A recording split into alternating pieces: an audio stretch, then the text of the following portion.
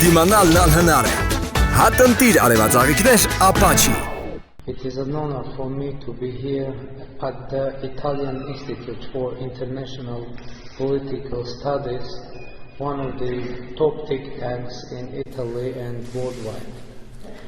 I know that 2019 marks the 85th anniversary of the establishment of this institute.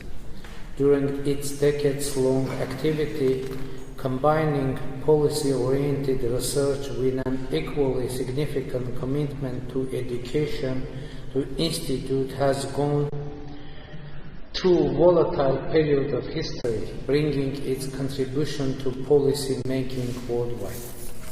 So, once again, thank you for the invitation to address this audience. Ladies and gentlemen, I have no doubt that all of you here have heard about the non-violent, peaceful Velvet Revolution that happened in Armenia in April 2018.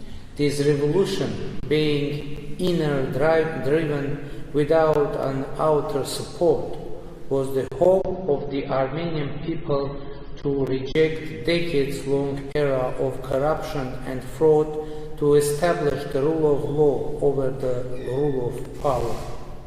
Having assumed the responsibility to lead marches of protests, I clearly realized that in the history of the Third Armenian statehood, there has never been a time of greater promise and at the same time a potential peril. I clearly realized that I had no right to let all those people down, women and men, the young and the old, who were following me. We started a march of protests walking from Armenia's second largest city, Gyumri, to capital Yerevan. With every step bringing us closer to the capital, the responsibility was rising at twice the speed. And we succeeded. The Armenian people proved that they are strong when they are mobilized and united. With the Velvet Revolution, we managed to return the authority into the hands of the people. The next thing we did was the snap parliamentary election. Last December, we had parliamentary elections that were defined by our international partners as free, fair, democratic, and competitive. This was the first parliamentary elections in our country, the official results of which were not contested in constitutional court, and the first parliamentary elections, the results of which were unanimously adopted by all political forces and the public at large. After the elections, I clearly realized that the expectations of the people were very high. The promise of the revolution was quite big. We needed to translate the energy and excitement generated by wide-scale mobilization into the work of building democratic institutions. No doubt that in terms of value and aspirations of the people, democracy has won a landslide victory in Armenia. Today, democracy has already become a part of our identity. However, we realize that we need to strengthen democracy institutionally in order to make it irreversible. We need to protect democracy from those who want to make a revenge and turn the clock back. With this end in view, we launched reforms aimed at ensuring the rule of law, accountable governance, protection of fundamental rights and freedom. Today, in our reforms, we put emphasis on building our institutions, and the judiciary in this regard is of primary importance. It is well known that without a truly independent judiciary and public trust toward the judicial system, it is not possible to establish a fully functioning democracy and the rule of law, but that trust has to be earned. It has been broken for a long period of time and needs effort to be repaired. With the help of our international partner, we are on the track of earning it back. In this context, I want to emphasize the role of the European Union, which has become Armenia's primary partner in institution building and in implementing our reform agenda. The comprehensive and enhanced partnership agreement between Armenia and the European Union is of a particular importance to the end. It is noteworthy that the CEPA is a reform-generating tool, and the fulfillment of its provisions entails qualitative changes in many areas of our society. Dear friends, Italy is one of the historic bridges bounding Armenia with Europe. Today, it plays an important role in expanding cooperation and strengthening political, economic, and cultural relations between Armenia and the European Union. We value our friendly relations with Italy and intend to make every effort to move them even stronger and more substantive. Close ties between our peoples go deep into the history when Armenia and the Roman Empire were neighbors, as it is depicted in 4 ancient maps on the wall of the Roman Forum. Back in the 1st century BC, Armenia was even declared a friend and ally of the Roman people. The close ties between our ancient peoples are based on shared values and the common Christian traditions, which of course are of the cornerstones of our friendship. For Armenians, it is of a great importance that the holy relics of the first Catholicos of the Armenian Apostolic Church are stored in the churches of San Giorgio Armeno of Naples and Nardo. One of the most important centers contributing to the renaissance of the Armenian culture is the modern era. In the modern era is the island of St. Lazarus in Venice, where the congregation of Mkhitariyats was founded 3 centuries ago. The congregation, which is still one of the major centers of Armenian studies, played an invaluable role in the enlightenment and cultural development of the Armenian people. It is yet another subject of common pride for us and Italians. This series can be continued indefinitely. Traditional friendship between our peoples have created strong foundation for the development of cooperation between our countries. Today we are determined to do everything possible for further deepening our relations. Trade and economic cooperation is an important component of our relations. Italy is Armenia's second largest trade and economic partner among the European countries. In the first 9 months of this year alone, trade between the 2 countries increased by 14%. The comprehensive and enhanced partnership agreement between Armenia and the European Union and Armenia's participation in the Eurasian Economic Union open up additional prospects for the development of cooperation between our 2 countries. The Armenian-Italian community is undoubtedly another factor contributing to our cooperation. We are grateful to the Italian government for taking care of the Armenian cultural heritage existing in Italy. And last but not least, we are grateful for the decision of the Italian Chamber of Deputies to recognize the Armenian genocide in April this year.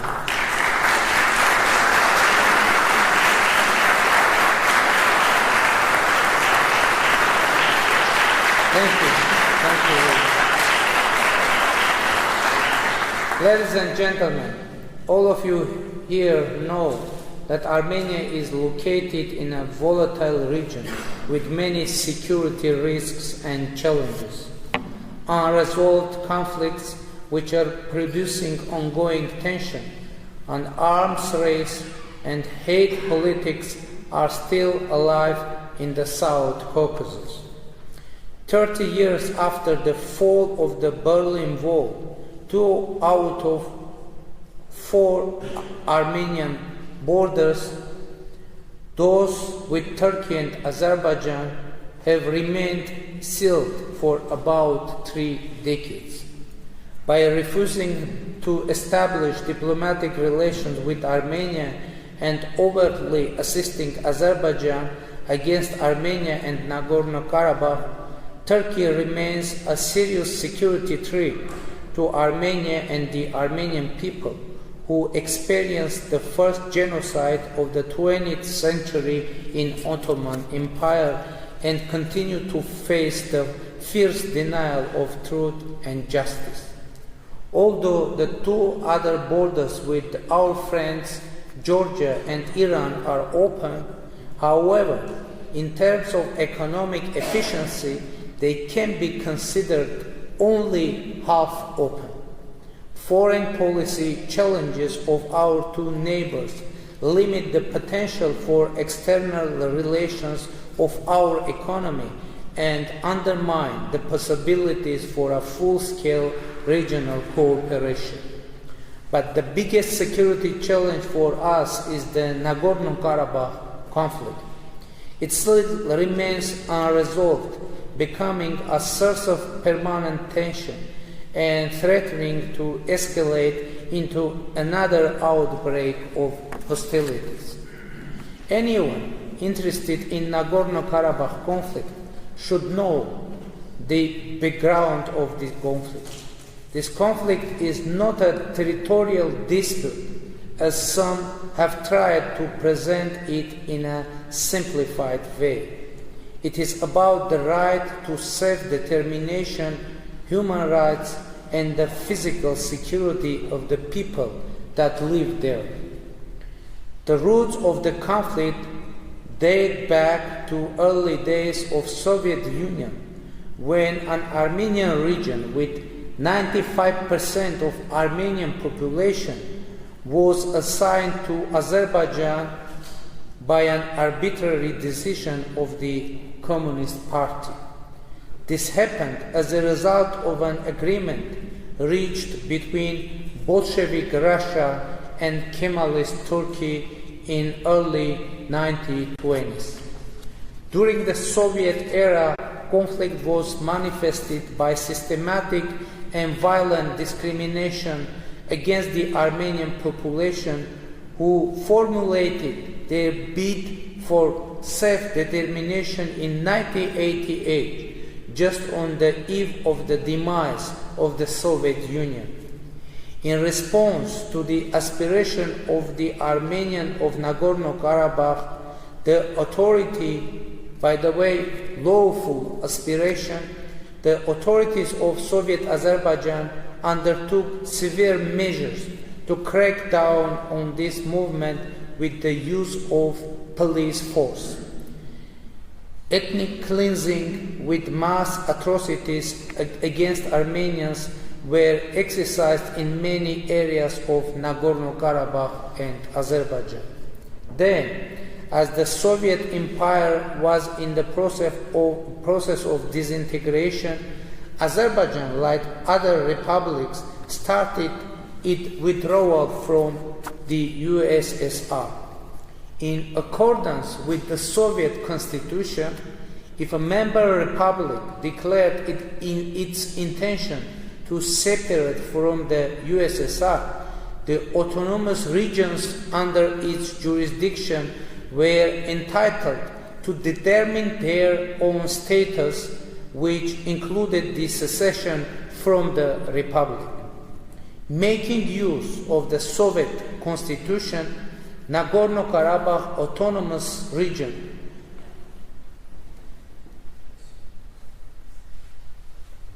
exercised its right to self-determination and to gain independence both from Soviet Union and Soviet Azerbaijan. Nagorno-Karabakh declared independence from Azerbaijan exactly in the same way as did Azerbaijan separating from Soviet Union. This time, Azerbaijani authorities used military force against Armenians of Nagorno-Karabakh. They waged a full-scale war, threatening the very existence of the people of Nagorno-Karabakh. In response to the existential threat, the Armenians, who constituted about 80% of the total population of Nagorno-Karabakh, resorted to self-defense. They succeeded in protecting their land and made Azerbaijan come to the terms with the new situation. As a result, a ceasefire agreement among Azerbaijan, Nagorno-Karabakh, and the Republic of Armenia was signed on May 12, 1994. The negotiation process on the settlement of conflict was initiated back in 1992, even before the ceasefire agreement was signed. The OSCE Minsk Group, mandated by the international community to mediate the conflict resolution, defined that there were three parties of the conflict, Azerbaijan, Nagorno-Karabakh, and Armenia. This fact was reaffirmed by many international documents of early 1990s. Indeed, for a long time, Nagorno-Karabakh participated as a party of the negotiation process. In early 1990s, even a number of meetings were held between the leaders of Nagorno-Karabakh and Azerbaijan, as well as the Minister of Defense of Azerbaijan, Nagorno-Karabakh, and the Republic of Armenia. By the way, a prominent Italian politician and diplomat, Mario Raffaelli, who rendered a lot of efforts toward normalizing the situation in the region, was the chairman of the Minsk Conference, the first international officer charged to deal with the conflict in early 1990s. Minsk Group meetings, which among the others two parties to the conflict, were also attended by the elected representatives of Nagorno-Karabakh, took place in Rome, in capital of Italy. Unfortunately, despite the decades-long efforts of international mediators, the Nagorno-Karabakh conflict still remains unresolved. What are the reasons behind this situation? First and foremost, Azerbaijani authorities refused to negotiate with the representative of Nagorno-Karabakh. They claimed that Nagorno-Karabakh should be considered an indivisible part of Azerbaijan. But this is really a very odd position. On the one hand, Azerbaijani authorities want Nagorno-Karabakh to be a part of their territorial integrity. On the other hand, they do not want to conduct a dialogue with the representatives of Nagorno-Karabakh. Is this not a somewhat weird? What does this position mean? It means that Azerbaijani authorities, in fact, do not want to negotiate with the people of Nagorno-Karabakh just because they only want the territories but not the people. To be more precise, they want territories without the people. It means that they hope to resolve the conflict by military means, occupy the territory of Nagorno-Karabakh, conduct ethnic cleansings, and get rid of both Armenians and the problem itself. Military solution is not ruled out. That was a typical statement made by President Aliyev of many occasions. Anytime we can solve this issue by military means. That was the statement made by President of Azerbaijan Ilham Aliyev in January 2017 at the government meeting discussing the economic development of the country. We will increase our military power, and I believe that it is one of the most important factors on the negotiation. That was the statement made by President Aliyev on November 5, 2018. On another occasion, on December 17, 2018, he said that, I quote, "Our military forces and our power are the key factors among all factors for the resolution of the Nagorno-Karabakh conflict." End of quote. Indeed, there are many reasons to believe that the Azerbaijani authorities are preparing their society to a war. This is why they are inflaming anti-Armenian sentiments among their people. This is why they are spending enormous resources on armament.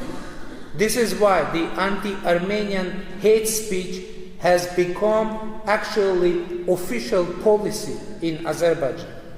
This is why Armenophobia became a state policy in Azerbaijan.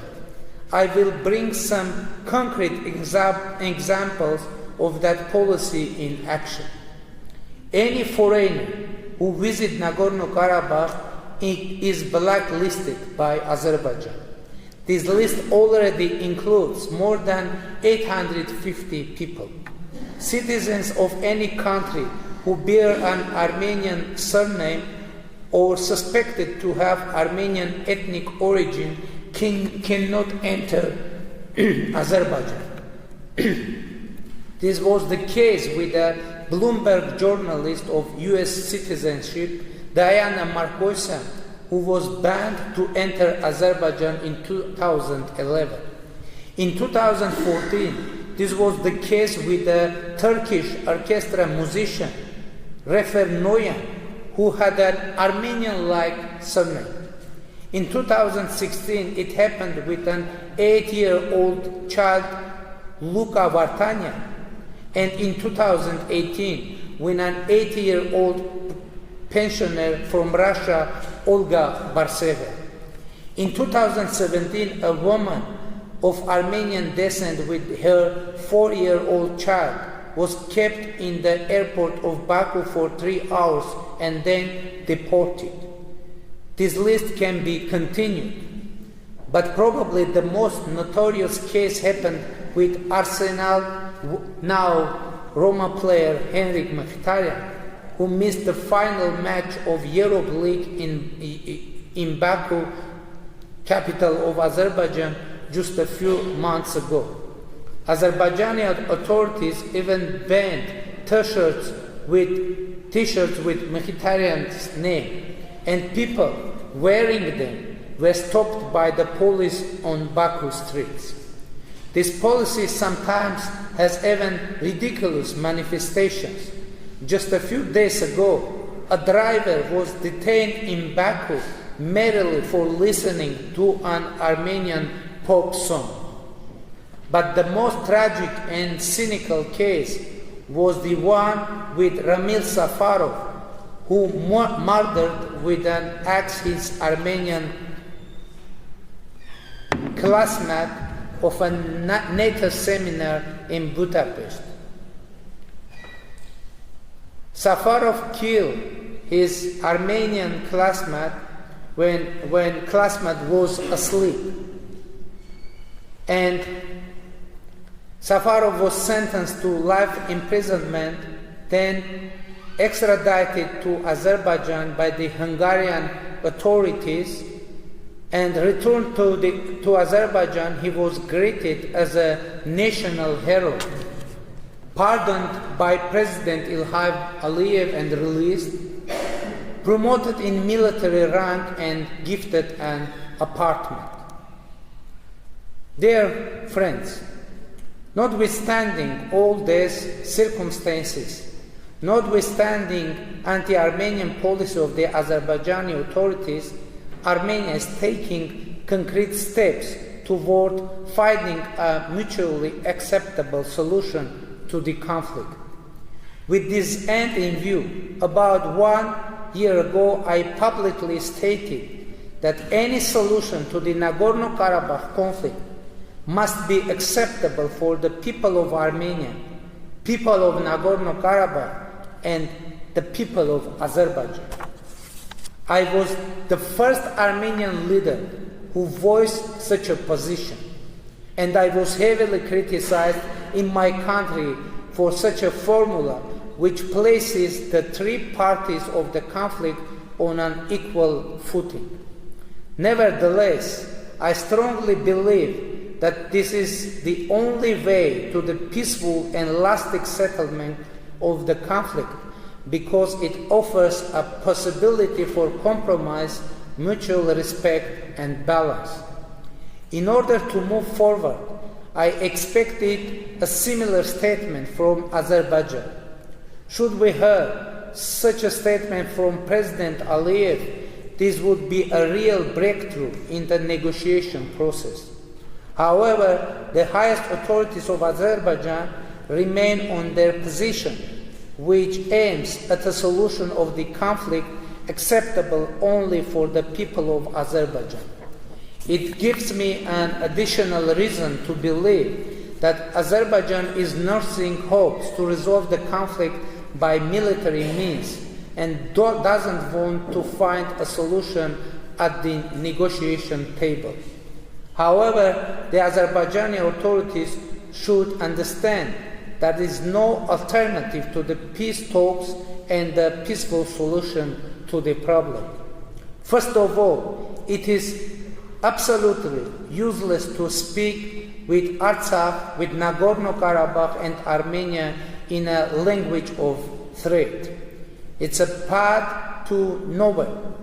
Azerbaijan once tried to speak the language of violence force with the people of Nagorno-Karabakh and faced serious consequences despite its huge superiority over Nagorno-Karabakh in terms of both population and the armament. Attempts to avenge this military failure will not lead to anything good. A military escalation in our region will have disastrous consequences with even a global impact. Apparently, Azerbaijan being engaged in hostilities would provide a fertile ground for those terrorists who lost ground in Syria and Iraq and now are looking for new territories to set up their operations. Geographically, Azerbaijan could become a perfect basis for them to penetrate in all four directions, to the south, to the north, to the east, and to the west. Dear friends, the Nagorno-Karabakh is a very complicated and painful issue for the peoples of the region. It is impossible to settle it without hard and consistent work, without a compromise, mutual respect, and balance. But if we took responsibility for the future of our peoples, we must make efforts to achieve real changes. I mean, government of Azerbaijan, government of Nagorno-Karabakh, and government of Armenia. We are sincere in our aspiration for peace in the region and are open for dialogue to reach a solution to the conflict which will be acceptable for people of Armenia, for people of Nagorno-Karabakh, and for people of Azerbaijan. This is our approach, and we are ready to negotiate on the basis of this new paradigm. Concluding my speech, I would like to tell you that before coming to you, I went through the website of the Institute, and one of the headlines of the discussions you had caught my eye. I read as follows: "Ink is better than blood." There was enough blood in this conflict. We need ink and firm hands to put an end to it and to bring peace to the peoples of our region. Thank you for your attention. Now I'm ready for your questions. Thank you very much.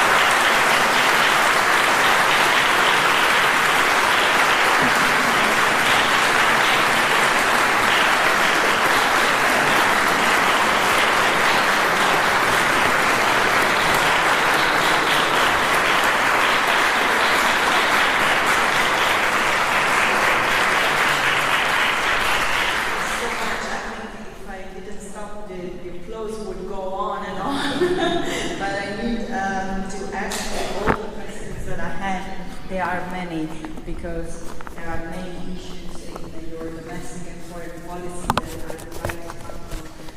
The first question would be a more general question about the internal challenges that Armenia has to face.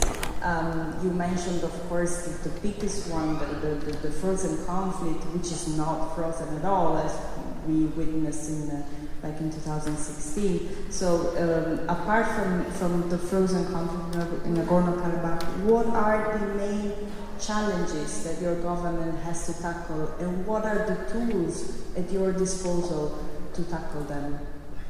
Thank you very much. I would mention only one major challenge for us, and from my point of view, most important challenge. As I said, now Armenia is a democratic country, definitely. But I think that our democracy now is kind of emotional democracy, and it like a vague democratic. Now we have democratic emotional wave after our non-violent, peaceful revolution that took place in 2018. And now we need to make our democracy, to transfer our democracy from emotional democracy into the institutional democracy, to guarantee the sustainability of our democracy. And for us, most important challenge is to make our reform agenda, democratic reform agenda, implemented. And we need to have strong and reliable electoral system. We need to have strong and reliable and independent judiciary system.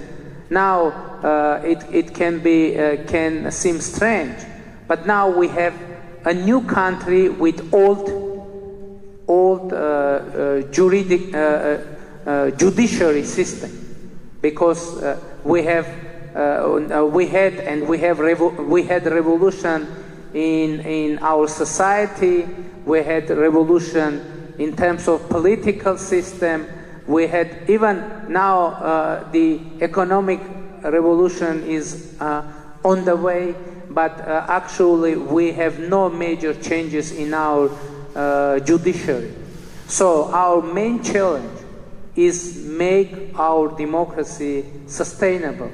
And I'm very glad that in this way we have support of our international partners and support of European Union, particularly Council of Europe, and of course it is very important agenda. And I mentioned economic revolution, and it is also very important for making our democracy sustainable, because I think that for sustainability of our democracy, it's very important to overcome the huge scale of poverty in our country. And for that, we have managed to fight monopolies and to open new economic opportunities for everyone. And now our main message to our people is that only tool for overcoming the poverty is economic activity. And now we have many programs to encourage our people to start economic activities. And I'm very glad that this motto is bringing concrete result. And this year we expect to have economic growth more than 6%, and it is very good news for us.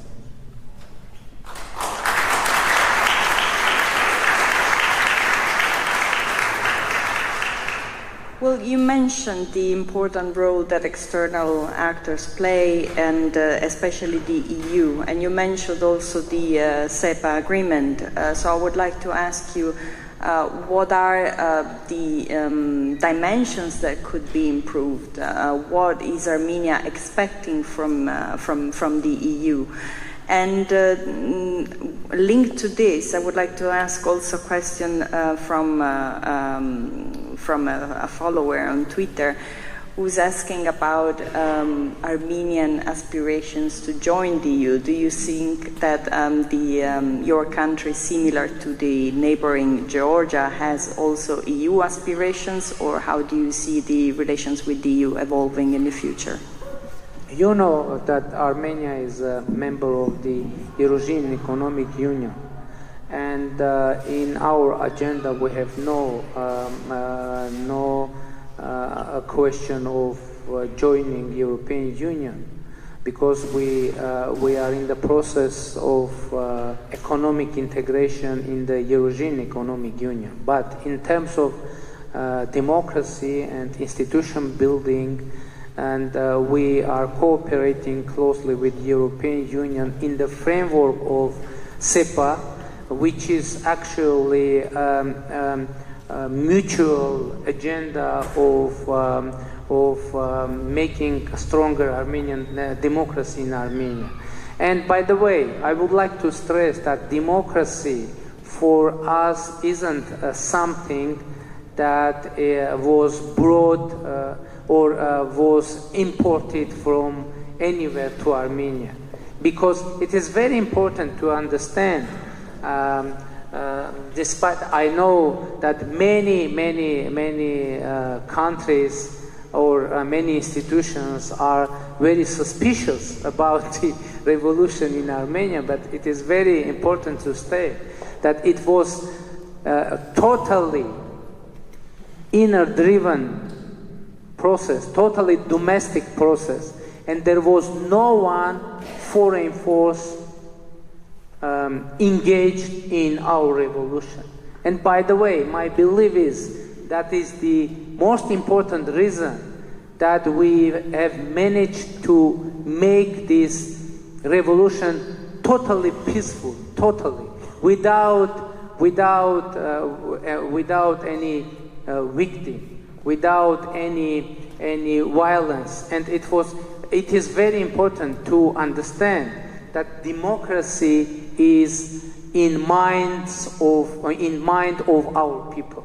Democracy is like our national value, and it was showed within our revolution when 100,000 people stood up for democracy, for rule of law, and for fighting corruption, and for making Armenia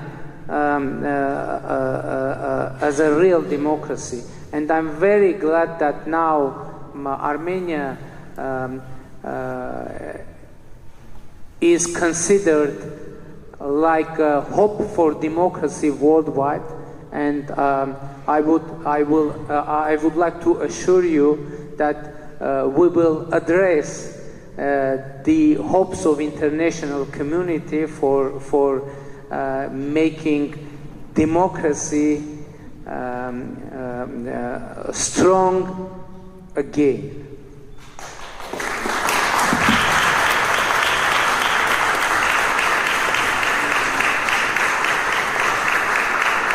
So let's talk about another international player, which is very important, not only in Armenia, the US. And recently, the US's government recognized the Armenian genocide, and that was a decision that, you know, it took over 30 years for the US's government to achieve. So how do you evaluate this decision, and how do you think it can impact on the regional equilibrium? Yeah, of course, it is a very important decision, and but I would like to stress that in United States the recognition process was going on for many years because state senates and houses were recognizing the Armenian genocide, and if I'm not mistaken, all 49 states have recognized the Armenian genocide at the moment when House of Representatives recognized the Armenian genocide. And of course it is very important decision, and I would like to stress that the international recognition of Armenian genocide isn't only the matter of recognition of history or the issue of the historic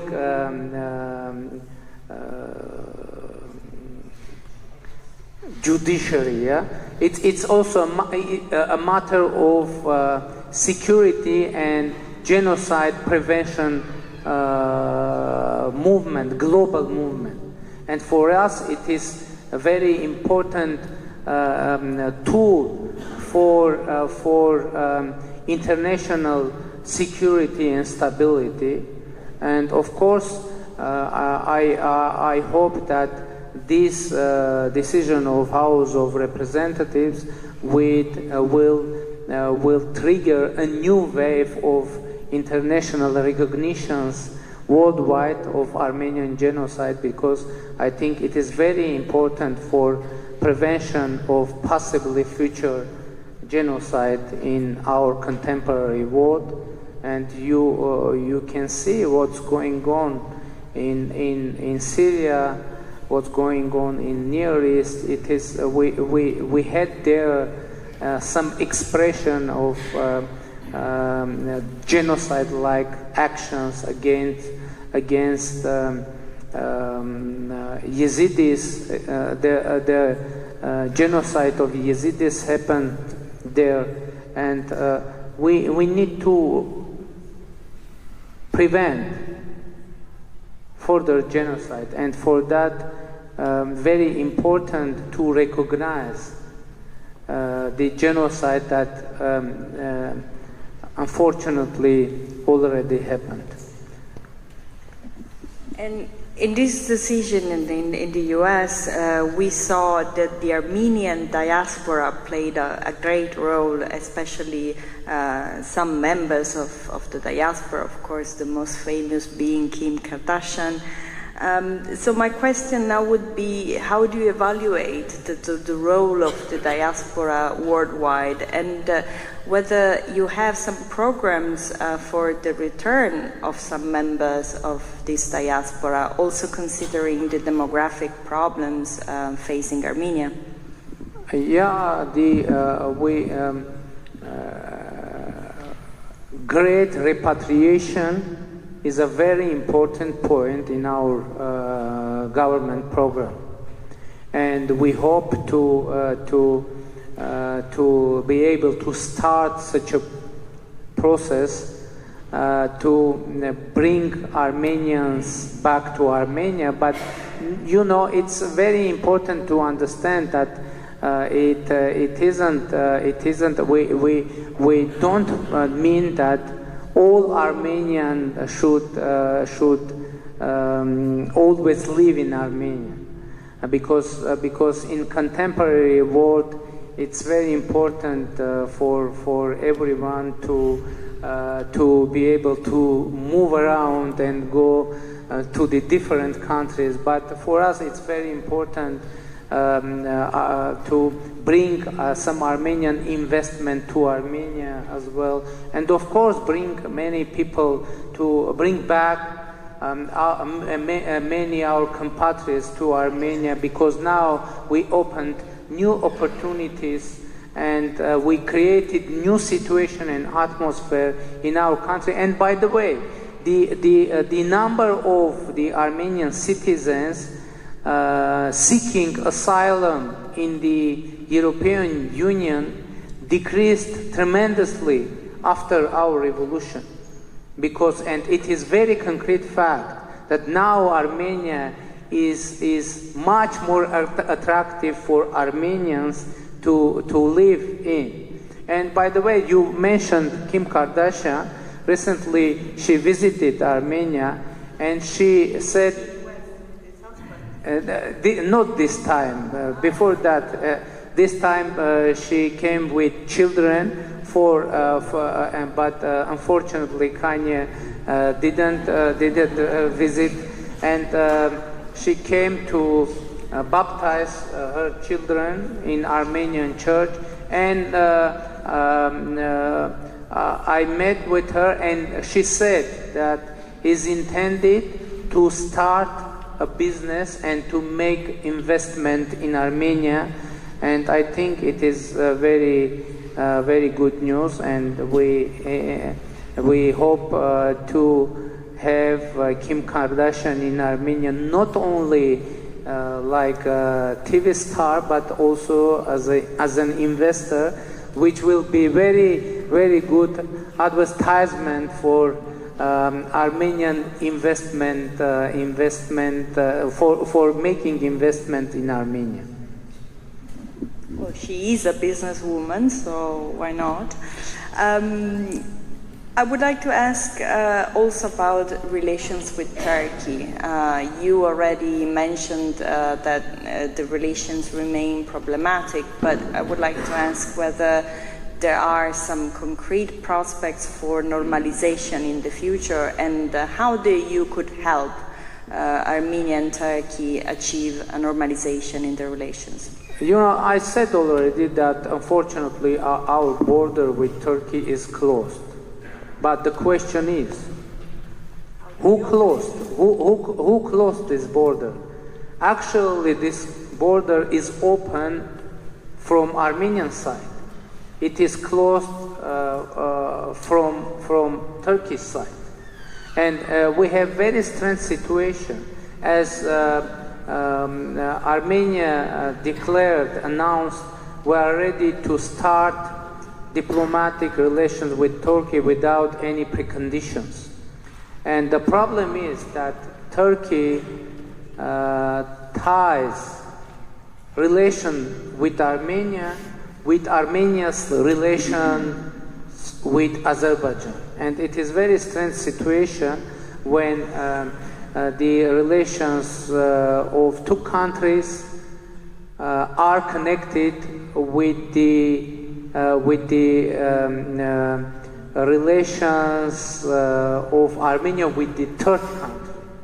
And it is quite strange situation, and as I said, Armenia is ready to start diplomatic relations with Turkey without any preconditions.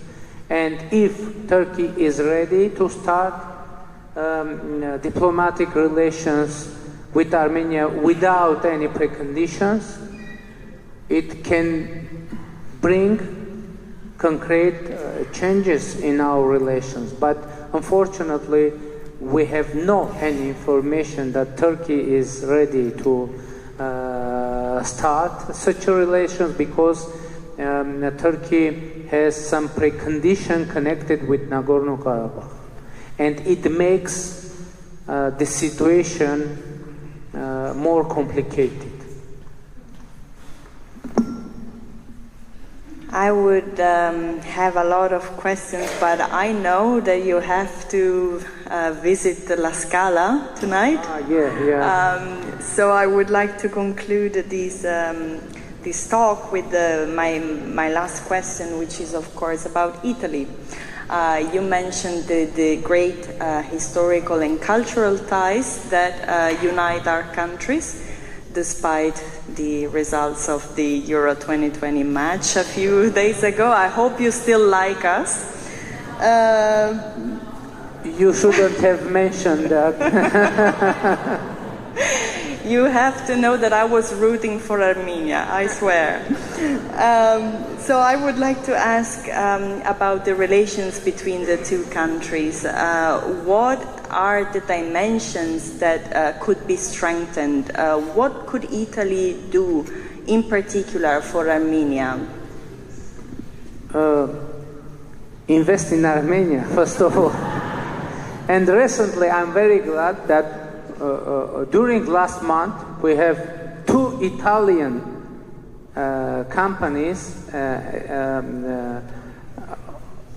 and in Armenia started activities in Armenia, one in textile, another in ceramics, and it is very important move, and we hope to attract some investment from Italy to Armenia, because it is very, I've mentioned about the European Union, because due to some troubles, economic troubles, sanctions, etc. with Russia, and Italian business could invest in Armenia to have easy access to the Russian market, to the market of European Economic Union, and of course, we hope to have more economic ties with Italy. But I should mention once again that Italy is the second biggest trade partner for Armenia in European Union. But we hope, and this year, only this year, we have 14% of growth in bilateral trade. But we hope Italy to become first trade partner, economic partner in European Union, but not in expense of other partners, but in the process of growing our economic ties and relations. And one more time, I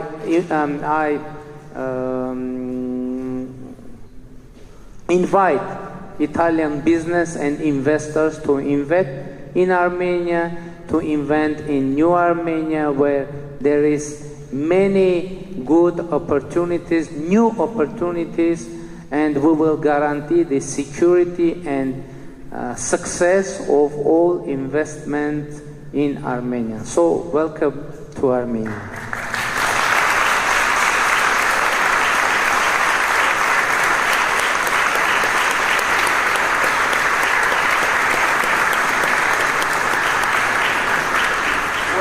I can personally say, apart from safety of investments, also great food and very warm people are guaranteed in Armenia. And on this, I didn't want to mention food and wine, Armenian food and wine in Italy, to be diplomatic, you know. But I'm very glad you mentioned that. I am a testimony. You have great cognac and great food and great people above all. And on this note, I thank you once again for being our guest. And it was a real honor for us to have you here. And wish you all the best for this new Armenia's undertakings. And of course, enjoy La Scala tonight. Thank you very much. Thank you.